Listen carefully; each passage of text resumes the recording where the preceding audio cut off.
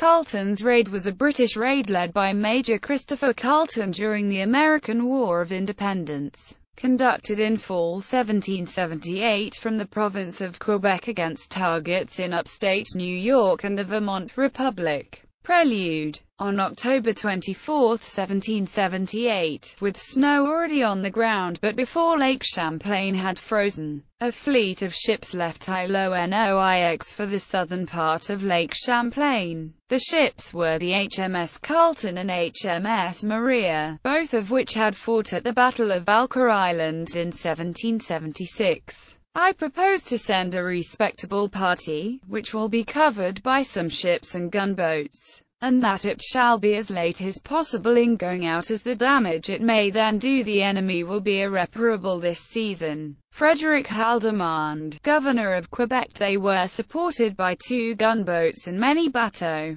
The British Army forces were made up of regulars from the 29th, 31st, 53rd Regiments of Foot and the Royal Artillery, supported by Loyalists from the King's Royal Regiment of New York, Hessian Jaegers and about 100 Indian allies, for a total force of 454 men. The force was led by Major Christopher Carleton of the 29th Regiment of Foot. Attacks. The fleet moved up the lake to about Crown Point on November 6, 1778. Where parties of raiders were let off to attack Raymond's Mill on Beaver Creek in New York and Middlebury and New Haven on Otter Creek in the Vermont Republic. The fleet then moved to Buttonmole Bay on November 7, where more raiding parties were sent to attack military supplies and black powder. The town of Moncton, Vermont, and to Moore's Mill near Shoreham, Vermont, a meeting place for the Green Mountain Boys. At Moore's Mill, the raiding party ran into a group of local militia, and there was a 20-minute skirmish before the local militia retired. 1 British soldier was wounded during this fight, while American casualties are unknown. When the force returned to Ilonoix on November 14, Major Carleton reported the raid had destroyed enough supplies for 12,000 men for a 4-month campaign.